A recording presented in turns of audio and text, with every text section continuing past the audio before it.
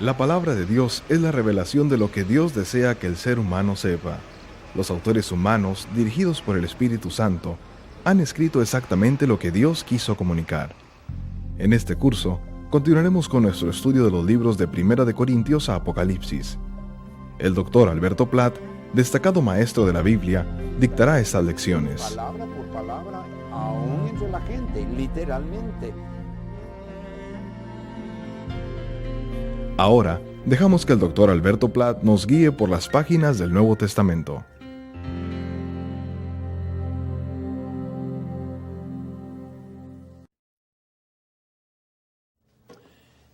Un resumen del contenido de la carta a los Filipenses, haciendo hincapié en Cristo, podría presentarse como sigue.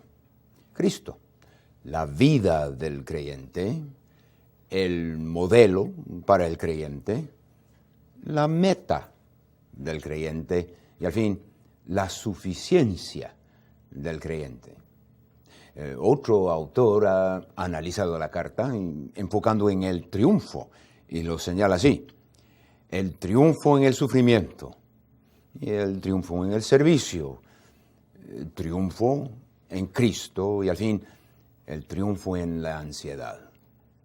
San Pablo, en su papel de pastor, principia el capítulo 1 de la carta a los Filipenses comentando de su gozo por la comunión con los hermanos de Filipos, en 1:1 a 11. Por cierto, su gozo se basaba en Dios, quien comenzó la obra, con la plena confianza que la terminaría con éxito. 1:6, estando persuadido de esto, que el que comenzó la buena obra en vosotros la perfeccionará hasta el día de Jesucristo. Luego, Pablo termina el mismo capítulo en su papel de prisionero, comentando de la gran bendición que ha resultado de su sufrimiento. ¿Su secreto? Porque para mí el vivir es Cristo y el morir es ganancia. 1:21. Y agregó: pero quedar en la carne es más necesario por causa de vosotros, en 1:24. El gran patrón de la vida cristiana, el modelo, es Cristo.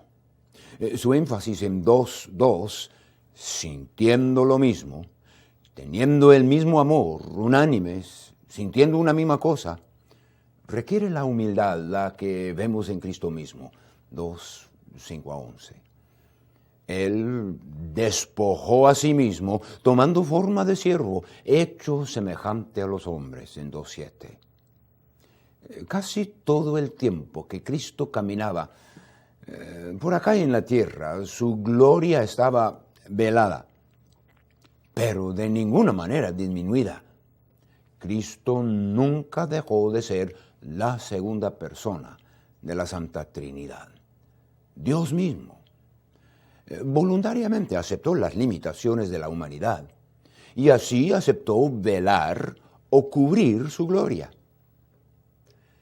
La manifestación visible de la salvación es la razón por la frase ocupaos en vuestra salvación en 2:12. Por tanto, amados hermanos míos, como siempre habéis obedecido, no como en mi presencia solamente, sino mucho más ahora, en mi ausencia, ocupaos en vuestra salvación con temor y temblor. No se refiere a la adquisición de la salvación, porque esa es obra de Dios, sino a la manifestación, la demostración externa de lo que, por la gracia de Dios, está adentro. El apóstol reconoció que la fidelidad a la palabra de vida, en 2:16, producirá gozo a fin de la carrera. Por el presente, Pablo y los hermanos de Éfeso participan mutuamente del gozo en el sacrificio y servicio de la fe de ellos. Lo demás del capítulo presenta su ejemplo y el de sus compañeros también. Las credenciales que antes valían, ahora Pablo las considera de ningún valor para poder enfocar la meta principal. aún estimo todas las cosas como pérdida por la excelencia del conocimiento de Cristo Jesús. 3:8. El propósito de Pablo era de conocerle a fondo a Cristo, para que cuando Cristo examinaría sus obras, recibiría la aprobación de su Salvador, en vez de sufrir la vergüenza del desaprobado. Se ha dicho que este capítulo es una de las expresiones más claras de la esperanza celestial de San Pablo. La ciudadanía cristiana es celestial, en donde el presente cuerpo será transformado para que sea semejante al cuerpo de la gloria. Mientras tanto, el andar del creyente en este mundo ha de caracterizarse por la unidad, 3, 15 y 16, pero no la unidad a costo de la sana doctrina, 3, 17 a 19. Por cierto, esa es una verdad totalmente ausente en el movimiento ecuménico de hoy. Así que, estad firmes en el Señor, amados. Esa perseverancia es capaz de sanar las diferencias personales y proveer al creyente el sentir de Cristo, en 2:5.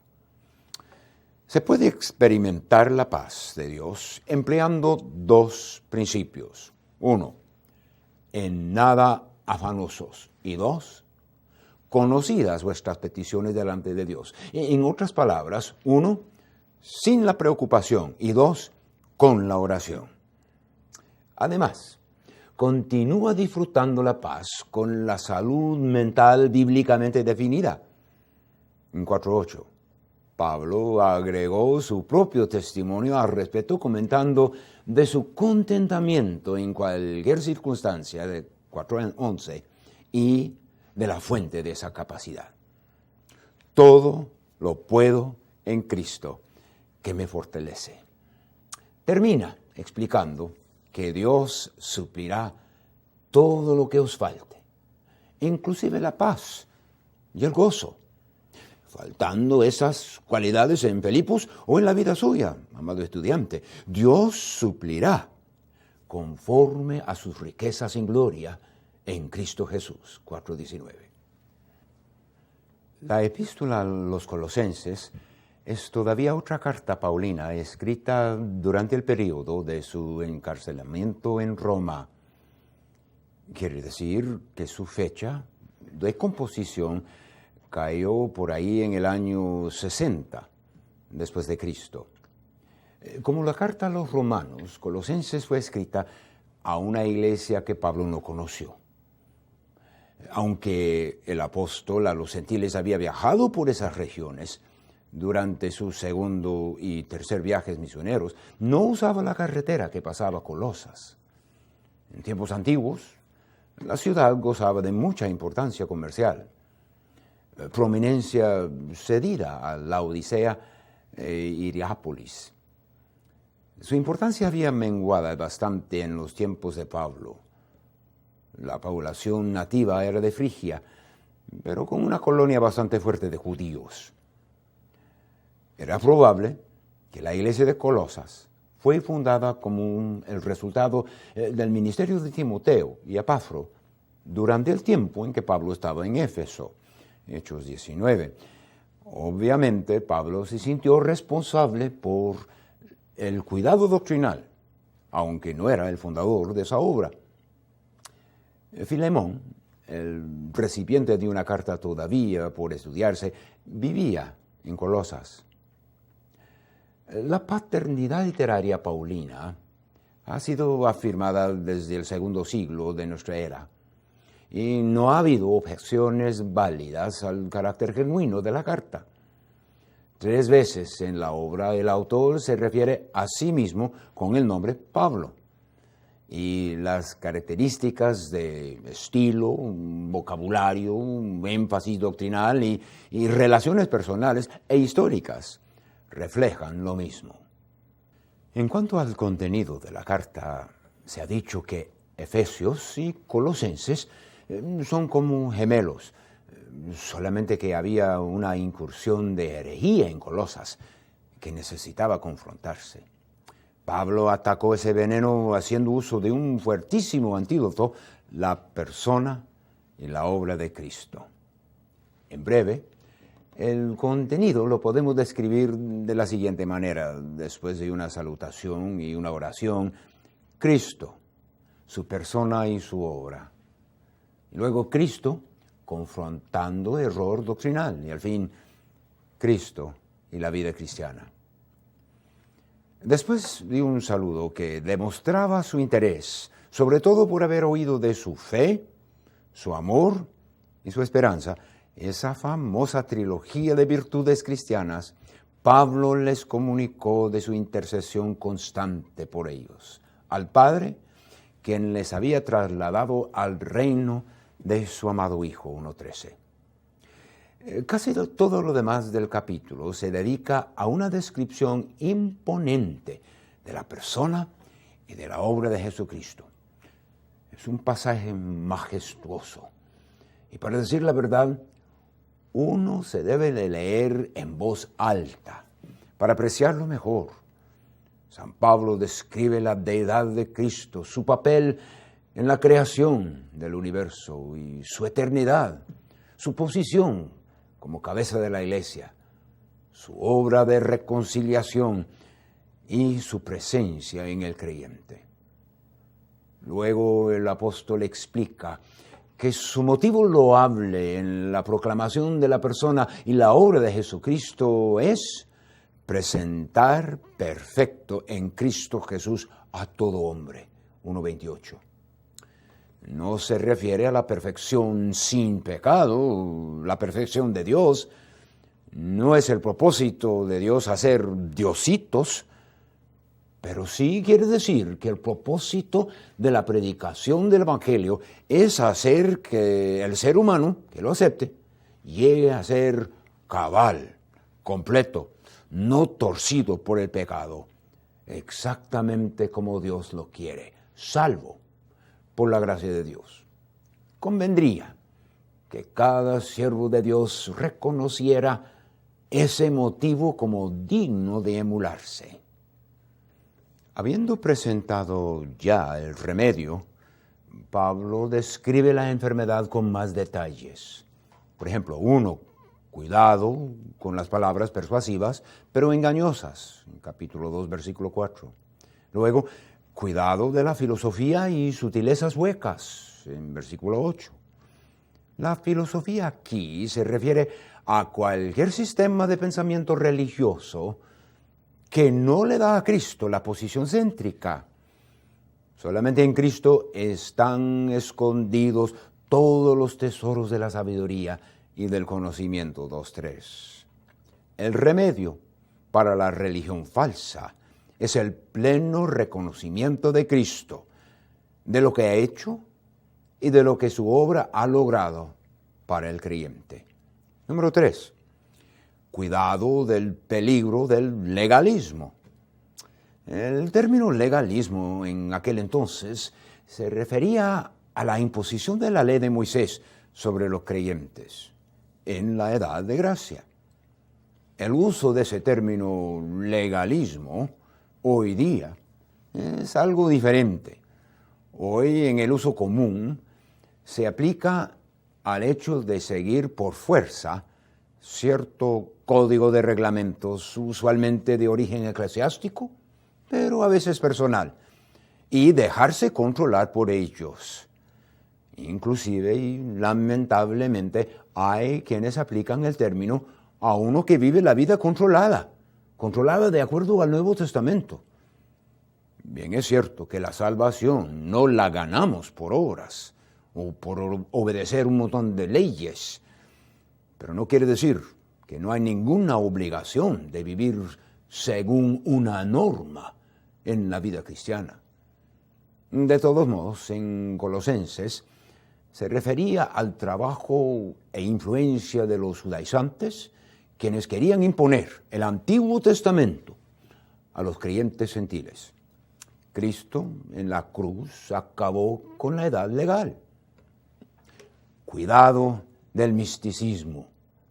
Aquí aparentemente se trataba de un gnosticismo incipiente, puesto que el desarrollo más amplio de esa enseñanza siniestra vino años después. El gnosticismo pretendió un conocimiento más allá de lo disponible a la mayoría de los creyentes, juntamente con una asumida pero falsa humildad, todo combinada con un culto rendido a los ángeles. En la última parte de la carta, el autor enfocó la unidad del creyente con Cristo. En primer lugar, esa unión ha de producir nuevas prioridades. En nuestra Biblia 3.1 empieza con sí habéis resucitado con Cristo, pero realmente debemos de entender la construcción allí como puesto que habéis resucitado con Cristo. Como consecuencia, buscad las cosas de arriba, donde está Cristo sentado a la diestra de Dios.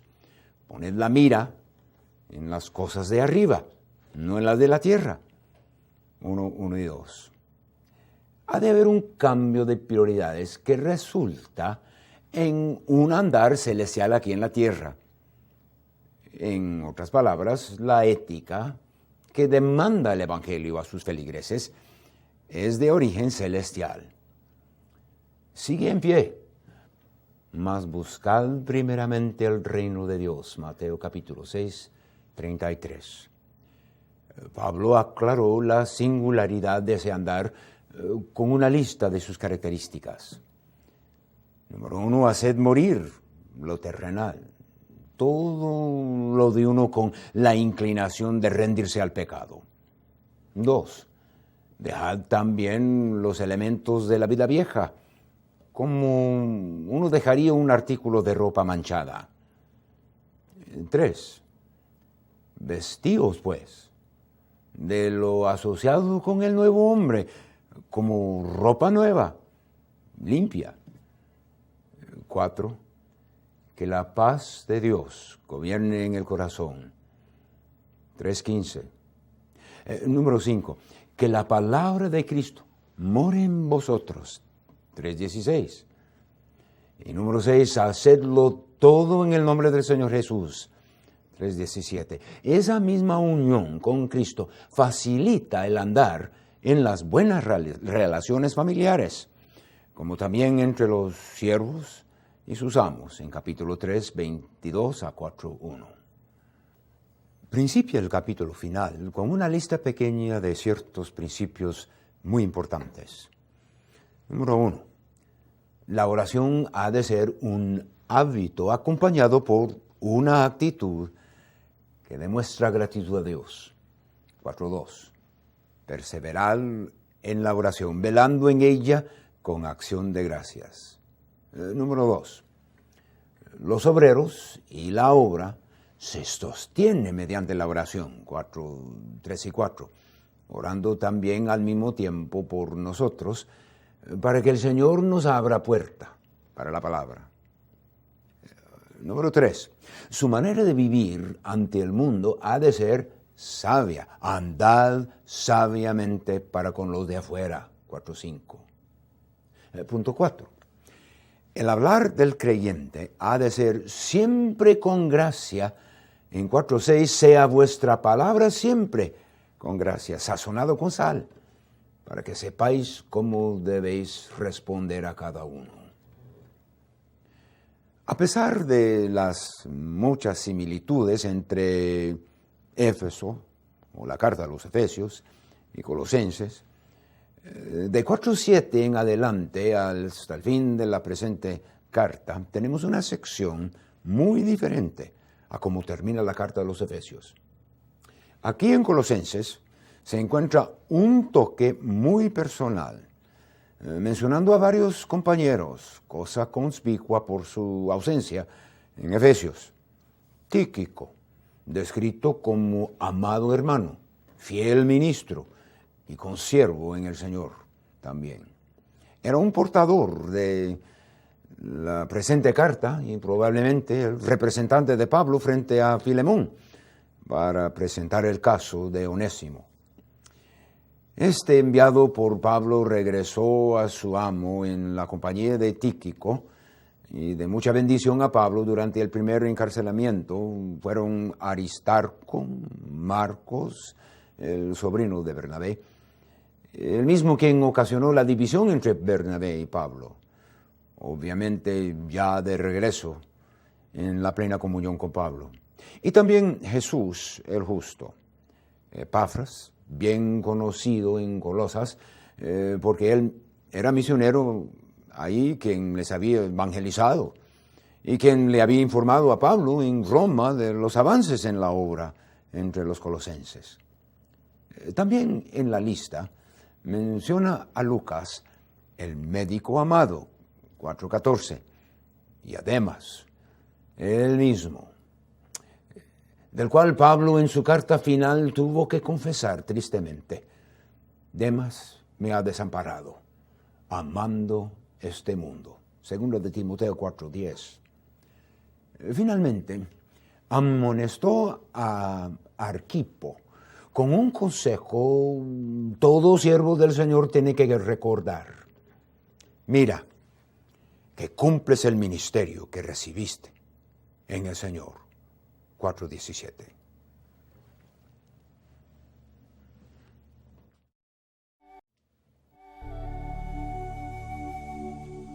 Hemos terminado nuestro estudio con el Dr. Alberto Platt por hoy. Ojalá esté disfrutando de los detalles interesantes que él nos presenta en cada lección. Estudie sus notas y lea los pasajes mencionados una vez más como repaso.